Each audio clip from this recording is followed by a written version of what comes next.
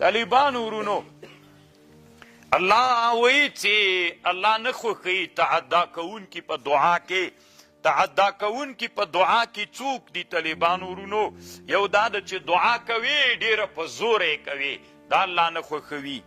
یو دویم دا ده چې په دعا کې د انبیاو مرتبې غواړي. الله پاکه عیسی علیه السلام غوندې مې کې، الله پاکه موسی علیه السلام. طالبانو تعدا فی الدعا ده، دا هم ناروا ده. یا هغه شی چې محال وي، لکه مثلا وی الله پاکه د شیطان دیم جنت ته ننویستلی وي، ایمان دې پرې راوړی وای، او ابو جهل دی الله پاکه جنت. طالبانو هغه دعاوي دي چې تعدا فی الدعا ده. او دلته الله بل وی وخفیتا. طالبانو ورونو بعضې حالتونو کې افضل دا ده چې دعا خفیه وسي.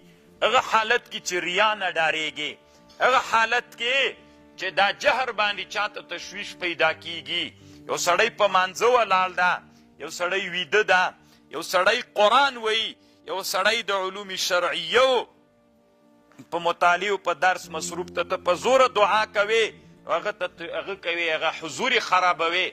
دلته افضله دا ده چې دعا څوک وسي خفیتن. او په بعضې حالتونو کې په جهر دعا وکړه.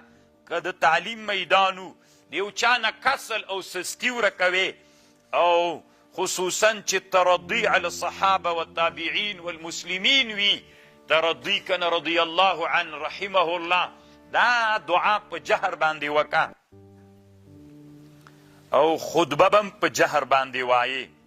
طالبانو روح المانی لیکلی دي داسې دعا کول چاته، یعنی خیرا کول چې الله ایمان ترنه سلب کې، الله پاکه پلانکینه ایمان واخلي، دا کفر نه ده. مفتابهی خبر دا ده، دی وی چې دا کفر نه ده. او بل یوه خبر دا ده طالبانو ورونو د دعا په اړه باندې، دعا خپل آداب لري. یو دا ده چې مستقبل القبله به یې، بل دا ده چې اوداسه به یې، بل دا ده چې لاسونه به پورته کوي اسمان طرف ته، او دعا به عامو مسلمانانو ته کوي. او د دعا دپاره خپل وختونه دي. باران وریده د افطار په وخت کې، د شپې ثلث اخیر په وخت کې، د قرآن د ختم په وخت کې دعاوې به کوي. د طالبانو ورونو د دعاو د ادعیو دپاره علماو په دنیا کې خپل مستقل کتابونه جوړ کړي دي، ښه کتابونه شته ده. نو بیا یې آداب د دعا هلته پکې ګورئ.